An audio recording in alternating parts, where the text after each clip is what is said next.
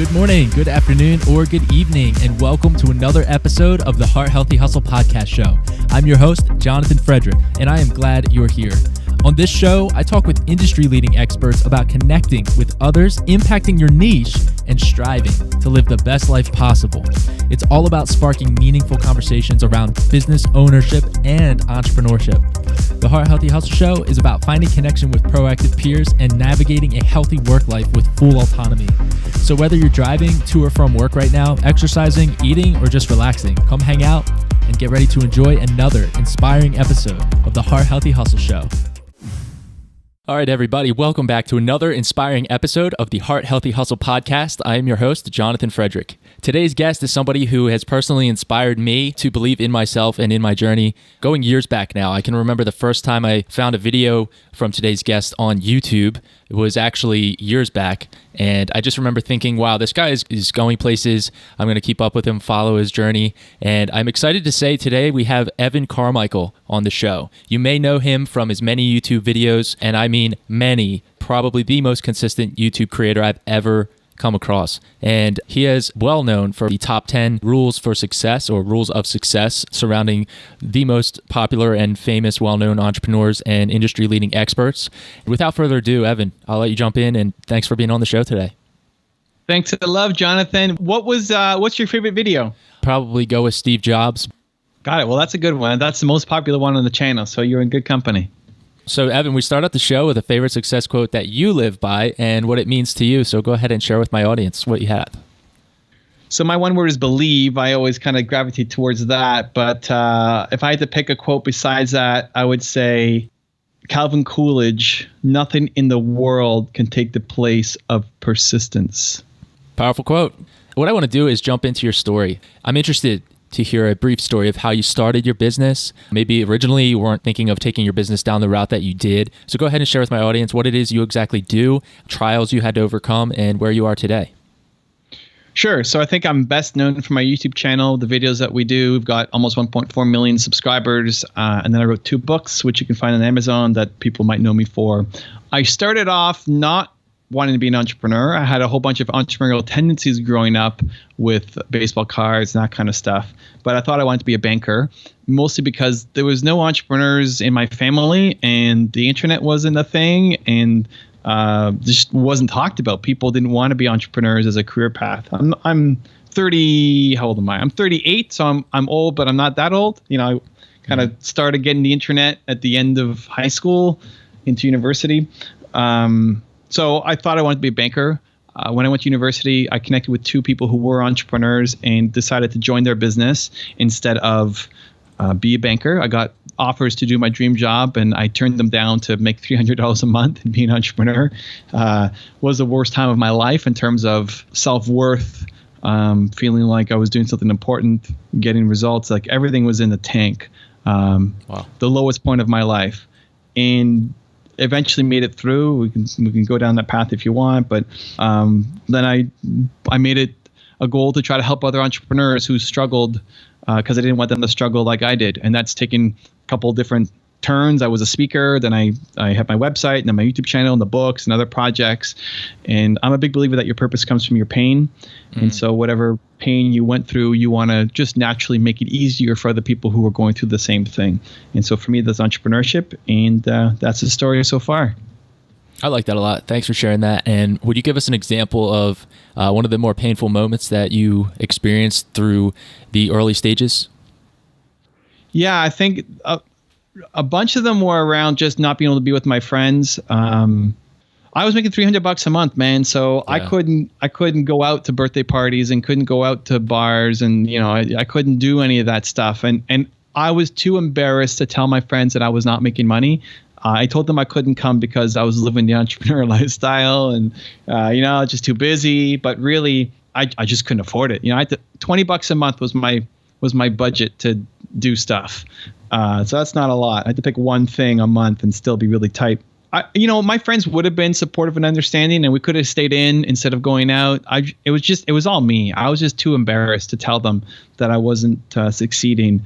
And I just, every week looking at the lack of money coming in and not being able to do things that I wanted to do really took its toll on me. Was that the most painful part of it, just not being willing to share where you were actually at? That was ongoing. The biggest pain was when I told my partner that I quit. We were at a family dinner and we were just disagreeing over the direction of the business. When it's not working out, you start grasping at straws to try to figure anything out to make the business work. And I just told him I quit. Like, I can't do this. I want to do something where I feel valuable and I'm actually moving and having an impact. Like this is sucking my soul. And I told him I quit, and then cried my face off. And then I woke up the next day and just said, you know what? Like, I can't quit. I have to find another way. I had an epiphany from that, and that, I'm not the first guy to try to do this before. And I was selling software at the time. So I looked at who's the guy who sold software, and I looked at Bill Gates of Microsoft, and I modeled him and started then building my business. And so that started me down the path of modeling success, which now is what I'm kind of known for with the videos on my channel. But that day of telling my partner I quit was probably the worst day of my life. A big fear that I personally have, and I know many entrepreneurs do as well, is to touch on what you just said. When you go into this and you just kind of look at that wall in front of you, you know, the passion, maybe the passion wears off, you get to a painful point and you look and you say, holy crap, this is not going to be as easy as I thought. Or you start to get fearful of the fact that, or the potential fact that you could end up getting sucked down that siphon, like you mentioned, that cycle of, oh man, is this ever going to work? Grasping at straws, all of that stuff. And that's like such a dangerous trap. And then you become a seminar junkie and it never works and you half your life's over. What would you tell somebody who is feeling anxiety, feeling neurotic around, oh my gosh, is this ever going to work? I've been doing it for 3 years, making a living, but it's not where I want it to be. Share with them what worked for you in those times. So the first thing I would say is it's normal. It's normal to suck at the start of anything. Like anything you try at the beginning, you're going to suck. You didn't just get on a bicycle and blaze down a hill, right? Like you got on and you fell or you had training wheels. Like it takes time to learn any new thing. And so expect to suck at the beginning. It doesn't mean you're going to suck forever, but I did not expect to suck as badly as I did. And because I felt like I should be further ahead, that made me not want to be open and tell my friends or anybody around me about it, which made everything even worse because now I had to deal with this all by myself. And so expect it to be hard. Expect to suck at the beginning. No matter how hard you think it's going to be worse than that. And that's normal. That's almost everybody's path, and that's okay. So that's my starting point. The next thing I would look at is, who has done this? Like, this is what really saved me. Who has done this before? You're not the first person to try to do this thing. And it may be, okay, sure, I'm starting a podcast around heart healthy hustle. Maybe nobody's done that before, but other people have started a podcast and other people have been health experts. Like, what was their journey? In researching their journeys, two things came up for me. One was a lot of these people started with less than what I already have right now. And that I just found inspirational. To see that these people who had massive success started with less than what I already had, I just found this inspiring. Say, okay, I need to keep going. I need to not quit on this. And two, it gave me a specific strategy. So looking at what they did, you could copy 98% of their strategy, and that 2% you got to customize and modify for yourself. So I looked at Bill Gates. Bill Gates started Microsoft, and they blew up their company through partnerships, finding other people who are selling machines and putting Microsoft software on it. And said, okay, that's interesting. How can I form these kind of alliance partnerships? And within a couple of weeks, I think, of just understanding his story, I landed my first deal for $13,500. And, that may not seem like a lot of money, but to me, man, that was jackpot. Like, I just hit the gold ticket. I'm making $300 a month, eating beans for lunch every day, and I just closed a $13,500 deal. That was bank. And then more importantly, I had a path to continue to do it and repeat it and get more partners. So I think if you're in that hole right now, starting to, just by understanding that it's normal, everybody goes through it, it's okay. And then two, by modeling success, to look for motivation as well as specific strategies on how to get through, I think can be really beneficial. Back then when you started, I don't think there was as many resources such as your YouTube channel that a lonely entrepreneur could go to and say, oh, I'm not alone. Yeah. So I mean, that first business, that was 19 years ago. There wasn't a YouTube. Yeah. It didn't exist. In part, like I make my channel for what I wish I had access to when I was 19. Yeah. It's great. I mean, I did a YouTube live today, and like a 13-year-old kid comes on and asks a question. Like, that's awesome. That's awesome. I love that. Right? I wish when I was 13 I had that chance. Like, we are so gifted. There's so many things that are available to us today. Young people have never been better positioned to succeed. If you just get rid of the mindset of I'm young and I'm inexperienced and I can't win. Like, young people have never been better positioned to win. You look at giant corporations. It used to be that you had to work your way up, and by the time you're 65, you retire, and you had to do all this crappy stuff before you could get any kind of credibility. But now it's flipped in a lot of areas. Like, who's setting the Instagram strategy for a company? It's not the 60-year-old executive. Right? Like, what do they know about Instagram? Right? It's the young people. And so you've never been better positioned to succeed. And stop looking at age as a disadvantage, rather look at it as your advantage. What would you say to a lonely entrepreneur? Yeah, if you feel lonely, I would say surround yourself with people who relieve that. When you get super emotional in a negative spot, it's easy to spiral down. It's easy to feel all alone. It's easy to get desperate. And when you're in that cycle, you tend to do stupid things that don't actually support the kind of person that you want to be. And so I think first you need to audit how much do you need to be around people. I am genuinely introverted, so I don't need a lot of human contact to be happy. I could work perfectly well by myself all day long at my home office, and then twice a week go out salsa dancing or something, and that'd be enough for my human connection. But not everybody's the same way. If you need to be around people, then try to figure out a way so that you are not lonely. And it may not even need to be like business partners or employees. It could just be working from a Starbucks or working at a library or working at a co-working space.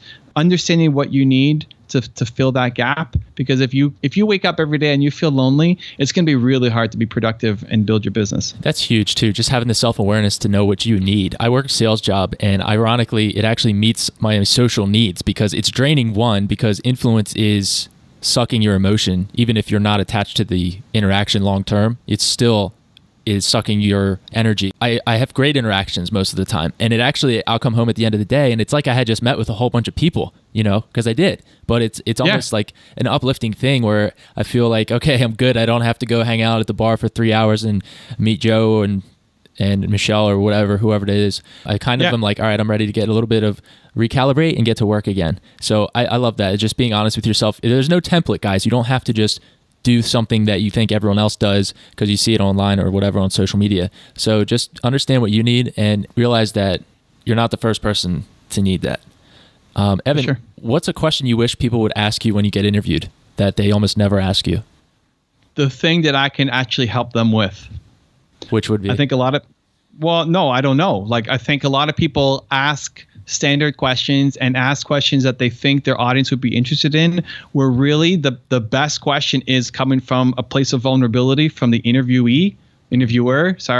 Like, what are you dealing with right now? What are you struggling with right now? And if the interviewer has the courage to open up and then we go deep and solve a problem, that actually is super interesting and relevant to the audience.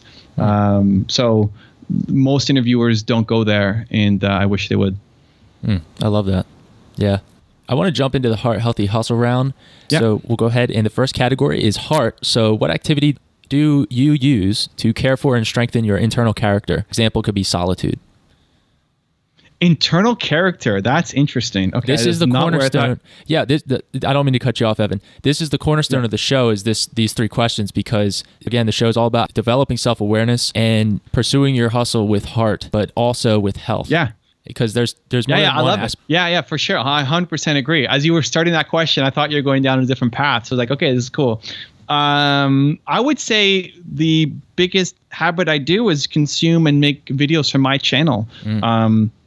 I found that in my circle of friends, I'm the most successful, which is great, but also sucks in that you are the collective of the people around you, and so I get my push by watching people who are more successful than me. So if I think I'm doing a great job and then I see Elon Musk talking about a backup plan for the planet, I feel like, man, I got a long way to go in terms of thinking bigger, right? And so that's what I try to do is surround myself with people. I love learning through what I call aspirational mentors. And every day I'm watching content, even if it's a quick 30-second clip from somebody who's inspiring me to shift my life in some way. For health, how do you maintain your physical health specifically and avoid burnout? I see them as two slightly different things. In terms of maintaining physical health, first off, I'm on a trampoline all day long. So I use a stand-up desk, been doing that for about, 15 years. But the past 2 years, I've been on a rebounder. So all day long, I'm bouncing. I have a personal trainer that I use twice a week. I usually do 30 minutes of cardio 7 days a week. And then just paying attention to the food that I put in. Most recently, try not to eat anything from a package, eat a lot of fish and vegetables, doing a kombucha experiment, which we were sharing in the green room that I shook my kombucha and I didn't know you can't shake kombucha, and the thing exploded all over my keyboard and desk. And anyway, lessons learned through the kombucha trail. So just trying to take care of myself. I think I'm 38 now, and when I was growing up, I'm 6'1", 6'2", so I was this tall, skinny kid. It was about 160 all the way through 165, and put on some weight, I guess as we do in our 30s, and decided, okay, now I have to pay attention to what I'm doing. So 6 days a week is super healthy. 7 days a week is fasting till noon, and all the other habits I talked about. Awesome. So for hustle, what's your main motivation for doing what you do? Oh, right. You know what? I want to go back to that last question, just about the burnout, because I think the burnout is physical, but I think burnout is mostly mental. I think if you're doing stuff that you don't like, you burn out so quickly. Where for me, helping entrepreneurs, this is Thursday for me. I'm recording interviews all day long. You actually are getting more energy than how I started. I gain energy throughout the day by doing work that I love. And so I don't burn out from doing the work that I do. But if you ask me to design a web page or code something or something that I hated doing, I could burn out in 20 minutes. Yeah. And so I think that's more a mental thing than a physical thing of looking after your body, at least showing the difference there. Anyway, so the last question was around. Yeah, hustle. And with the burnout, what would you tell then somebody who's like, all right, well, I'm doing something I love, I'm gaining energy from it, from what I do long term, but there are, dips, as Seth Godin puts it. How do you handle those dips and not get discouraged in those times? I think the dips happen because you don't evolve as your business evolves. So you think that there should be no dips? I think if you are self-aware, there'll be very few dips. Oh, that's good to know. I wouldn't have thought that would be your answer, but that's great. I think here's the thing. I think when you're starting the business, everything's great. You had a job, you hated your job, like if you did sales and like, oh, I hate this, I want to do my own business. Great. I'm going to do a podcast. Great. Awesome. Right. Everything's new and fresh and exciting. You do your podcast. But here's the thing. If a year from now, you're asking all the same questions that you asked in this episode, you're going to be bored. Yeah. Oh, totally. You can hear. I've followed podcasts and I've actually heard, to no fault of the interviewer, I'm not judging them. It's just, you're totally right. I can hear it in their voice. Yeah. It's just, they didn't adjust. They got bored and it didn't adjust. So that's so that's what I think. You need to be self-aware enough to notice when you're losing some energy. Like if for example, you love doing the podcast and then you start feeling burnt out from the podcast, it's not that you need to go work out more. You need to change what you're doing in your podcast. You have changed, and like every day you change and evolve and grow as a human. And if you're not, then your life, is really terrible. But you're changing, adjusting, evolving. So you need to bring that in micro doses to your business. Bringing it to a health example, a lot of people don't start working out until they have a heart attack. Yeah. That's not great, right? Like don't get that equivalent in your business when you hate your business so much that it forces you to change. Where if you're looking after yourself constantly, then you will not ever have to go to the hospital. So you won't have the massive dip, right? So I think people just aren't self-aware enough to make those minor adjustments on a regular basis. You need to not ask the same questions in a year. You need to shake up people just end up working themselves into a job, which is what you want to get away from in the first place. The success of the past become chains to the future, right? They're chains. They hold you back because you can't do it the same way you did it. You have a lot of great videos, guys. Go ahead on Evan Carmichael's YouTube channel. If you just search Evan Carmichael, you'll find it. And you have great videos on this topic. So to save time in the interview, I'll just point people to that tremendous resource. So cool. The third question, Evan, is hustle. What's your main motivation for doing what you do? Share with my audience what that why is for you. I think your purpose comes from your pain. I struggled so much being an entrepreneur, and now I want to make that path easier. I think there's two types of people. There's either people who care most about like the 5 to 10 closest people to them, and that's their world, or the people who want to go off and have this massive impact. And so I was asked the question, if somebody could hear my message and I had to pick between my son and 1 million people hearing my message and understanding it, I would pick the 1 million people over my son. And like, that sounds really cold and callous, but that's how I'm driven. And my wife would pick my son. Now, I don't know what number is that, 100 to 1 or 1,000 to 1 or 100. Let's not go down that path, but 1 million to 1, I'm picking the 1 million people. I'm motivated by waking up every day and trying to solve the world's biggest problem. The bigger untapped human potential. Untapped human potential. That's great. I think most people are doing the wrong thing in life. I think everybody could be Michael Jordan at something, but because they don't pick up a basketball, they don't try to be a podcaster, they don't, try out cooking, whatever it is, they don't try enough stuff. And so they never find what they could be a genius at, and they settle for mediocrity in their life. Love it. Second entrepreneurial hole, we mentioned earlier that toward the beginning stages, getting discouraged. Second one being, now you're successful. Now you have a business that you're making over 6 figures a year. You're doing okay. You're making a living off of it. You kind of started hitting other problems, which include how to then grow. And then it becomes more difficult to find people on your wavelength. I'm not saying you're above other people, but simply just on that same wavelength of, you're at a dinner, you're sitting with your friends that you've known for 5 years, and they're like, yeah, we're really hurting financially. I hate my job. They just got laid off. And you're sitting there like, I feel bad for them. It's just, I can't really relate because maybe I'm not crushing it, but I'm doing fine because I took a chance. My business is doing okay. I'm serving people in a way that's effective. How would you, I guess it's similar to what you're speaking on before. First question would be, how would you handle the growth, how to change and adapt, as that's such a necessity, and not getting stuck, like you meant that great quote you had mentioned before. First, with the growth, how would you approach that? Okay, so for the growth, I would first say, back to what we just talked about, you will have to grow and change as a human. And as you do that, you need to bring that to your business. And sometimes that gets hard as you become successful because you're making money off of this thing that you used to do that you don't want to do anymore. And so that can be this trap that now you feel like you have to do it the same way all the time or all your customers will leave. And then you stay down that path and you just hate it more and more and more and more and more. And so the key is to not let it get to that point where you have a heart attack. And so you as you change, you bring your customers with you on the new path. Your business should always be a reflection of who you are as an individual. Otherwise, you'll be unhappy. So that's one. For scaling then, or growth, one of the hardest things people have a hard time with is letting up control. So you have to build a team. Like, you can't go very far if you're doing everything yourself. You need a team. You need to figure out what is your unique talent. What do you have Michael Jordan level talent at? And then focus in as much time doing that thing as possible, and then bringing on people to help you do everything else. I have 8 people who work for me on my YouTube team. That allows me to make 3 videos a day. When I did everything myself, I was doing 1 video a week. So I get to spend more time doing the stuff that I love, that I'm great at, and allow me to practice to get even better. And the people on my team do everything else. And so you have to have that mindset of, I want to be able to build a team. It doesn't happen right away. I hate spending money till I'm making money. So you take things as far as you can by yourself. As you start making money, then you start investing it back into your business. I think you have more success doing that than trying to buy that watch or that car or that suit to feel successful. In terms of how to deal with people who are around you, who are negative and in a different space, I just think you have the responsibility of, if you come from somewhere and you've done better, you've got to then put your hand down, reach out, grab somebody else and pull them up with you.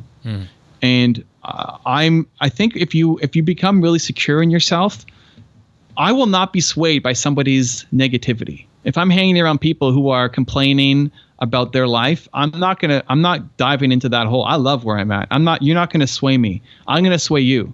I'm going to show you, even if it's not like trying to convince them, just by the way that I act, I will pull you into my, and the more time you spend around me, the more you're going to want to do something better with your life. It's going to happen. And so that's the mindset that I go in with, and how I stay so strong is in surrounding myself with the people like Steve Jobs and Elon Musk and Oprah. I'm around those people all day long. And so that reinforces my belief system of that I'm trying to do great things, and I believe that I can reach down and pull other people up to help them realize that too. Tremendous. Evan, if you can think of 3, share your 3 most influential books and why. Besides my own, let me see. I would go with 4 Hour Work Week. Tim Ferriss was a great book on productivity that helped me a lot, and also like delegation, building a team. Okay. What else has had a big impact on me? I'm trying to look at my bookshelf right now of things. Right. I just finished reading Onward, Howard Schultz, which is a good book. I love the Starbucks story, and his one word is love. And I wrote the last page of my book in the first Starbucks in Seattle, so it's kind of memorable for me. Let me see. Let's pick a third one. I also just finished reading Habits, which is a decent book. I forget who wrote it, but it's a yellow cover with red writing on it, and just about how to change your habit loops and change your reward system so that you build positive habits for yourself. Was that Charles Duhigg? Yeah, it sounds familiar. Yeah, I think so. I think that's actually one that really helped me. Listen, this book is the number one. I forgot to mention it. It's not even in print anymore. So it's called Radicals and Visionaries by Thaddeus Warrow. And it's basically what my channel is, what it was for me. So it was a book put out by Entrepreneur Press, and it looked at, 30 different successful entrepreneurs, and was 3 to 4 pages of their story. And I would read that book every morning, one story. So the story of Jeff Bezos, and now I'm learning about Jeff Bezos. And it provided me both the inspiration to keep going because I was alone, and ideas on how I could build my business. And looking at it now, it's actually not that great a book, and it's out of print, so you can't find it. But just that idea of modeling success and being around successful people, not in a major way. It wasn't like sit down and read an hour a day. I was reading for 7 minutes a day, one quick story. Just that daily reset for me, I found really helpful to just align my mindset towards success. And I think people can get it now. Like listening to Jonathan's podcast, that might do it for you. Watching a YouTube video, that might do it for you. I think there were fewer options when I was getting started, so I had to default to books. Your favorite hack for staying so consistent? You have literally just, even before your team of 8 people, you have thousands of YouTube videos, Evan. And for anyone who's never produced a YouTube video from start to finish, at least all by yourself especially, don't realize how intensive and time consuming it is. What's your belief around consistency? I have developed an identity around I'm someone who follows through. Yeah. So if I set a goal, even if the goal doesn't serve me in the short term, I'll still do it just because I said I was going to do it. So Evan, we're coming up on the conclusion of the show. This has become my absolute favorite question, bar none. I call it the park bench paradigm. Basically, if you were walking in a park somewhere, maybe picture next to the Hudson River or something like that, and you came across a bench, and on that bench is 24-year-old or 26-year-old Evan Carmichael. If you could go back in time and you could sit there, put your hand on your own shoulder, what would you tell your younger self, and why? I'm very scared to go back and change the past because I love where I'm at. But if I did, I would tell younger Evan to believe more. Believe that things will work out. Believe more in yourself. Believe you're capable of greater things. And here's the bigger mind twist of the question. If 75-year-old Evan's coming back to 2018 Evan, it's the same message. That's fantastic. I actually been sitting in my car one day. It's really discouraged, right? I'm sitting in there. I was like going through a really hard time. And I thought to myself, hey, essentially I pictured if the 10-year future version of myself sat in the car with me, what would he look at me and say? And I basically just, I put my hand on my shoulder. I was like, you're doing okay. Like, it's going to work out. You're doing okay. And that was so relieving to me because I can never do enough. I can work 24 hours in a day and it's just never enough. It's like, yeah, maybe I did a good job, but I am falling. I have to distract myself with a little bit of reading before I go to sleep. So if I'm really wound up, and like you said, you don't want to change anything from your past because it would change the trajectory of your life. However, appreciate you sharing that. So Evan, cool. What's a way that my audience can get in touch with you? Obviously your YouTube channel. Is there anything else, any other method to get in touch with you? So I think if you just want to consume content, the YouTube channel and the books on Amazon are probably the easiest way to get started. If you want to connect one-on-one, Instagram DMs and Twitter are probably the best places to be. And then is that at Evan Carmichael? Yep, at Evan Carmichael everywhere. All right, Evan, I appreciate you being on the show. And if there's anything else you want to throw out there to a young professional, proactive entrepreneur, just leave them with a word of encouragement. I would just say make today count. I think it's easy to say tomorrow I'm going to do something. Tomorrow I'm going to do something. You think you have so much time. Make every day count. I go in every day with the intention of I want to make something today that I'm going to be proud to show my grandkids. I want my grandkids to listen to this interview. Like this interview that I took with Jonathan today for half an hour, however long it's been, I want my grandkids to listen to it. And I'm not doing anything else. I'm not checking my phone. I'm not doing anything else. Like I'm here. I want this to matter. And if you started each day with the intention of, I want today to matter, I'm going to do something that when my head hits the pillow, I can rest my hat and say, I'm proud of what I did today. You may not get it every day. You may not actually accomplish it every day. But if that's your intention every day, I guarantee you, your life in 1 year will look dramatically different from what it is right now. Powerful. Evan Carmichael, thank you for being a guest on the show today, and I appreciate your time. Thanks for the love, man. Appreciate it. 100%. So I'll go ahead and cut the recording there, Evan. Awesome. You crushed the interview. All right, You want some feedback? I would love some, absolutely. Yeah, listen. So, I do a ton of podcasts. I think you're one of the smarter people that I've ever done a podcast with, which is great. I think to really amp it up, you just got to make it more personal to you, right? Like, what are you struggling with that your guests can help you with? Yeah. Okay. Like whoever you bring on, obviously you care about them in some way. You like their message somehow. Awesome. Use it as free coaching for you. All your questions are great, but like we jump like to the next question and there's a little bit of commentary, but where the real value will be is like you're struggling with it. You're trying to build up this thing, this movement. What are you struggling with? And get a little personal and vulnerable about that. And then have your guests come and help you. And your audience will love it. And it's not being selfish. Like it's the most selfless thing you can do, because if your guest is feeling like they're actually helping you and contributing to you, it will just up the energy and the value in each episode that comes out. Do you think that is because most people are looking at it from if I was the interviewer? Yeah, I think you're just, honestly, I think you're too smart for your own good. Yeah, probably. Yeah. That's weird. You're a really smart guy. And you just need to feel more now. Like you got to be in the interview and feel. You had some moments, but now I want to make it personal to you as how I can help you. And this is going to be great for all your guests. Is they want to feel like they're making an impact. And so if they know that they're helping you with something, then that's radiating out through your entire community as well. So I try to come with a problem that you're facing, or as you start talking, like you never know where an interview is going to go. It's fine. But if I said anything that is remotely applicable to your life, let's talk about that. Like, how are you going to apply it, or what are you struggling with that I might be able to give some input on that could help you? I think that's the missing piece for you, because you're super smart, and I just think that might actually be hurting you in this situation. I really appreciate that. That makes tremendous. I will definitely apply that. Cool. All right, thank you. Yeah. Anything else you'd be willing to share with me? No, I love it. I mean, I consume a ton of content too. I consume a ton of content. Are you still recording this? Yeah. Okay. It's not going to be on the show though. It can be. I don't care. Put it on the show. I'm good with it. Okay. If you are, I'm good with it. Yeah. I consume a ton of content, and I'm so pissed at the interviewers because somebody's asking Elon Musk a question. He gives this great answer, and then they just move on to their next question. Without like, can you go deeper? Ask him a follow-up question, right? Right. So I would embrace the willingness to throw away half your questions if the guest is saying something awesome that you want to pull that thread. That's great.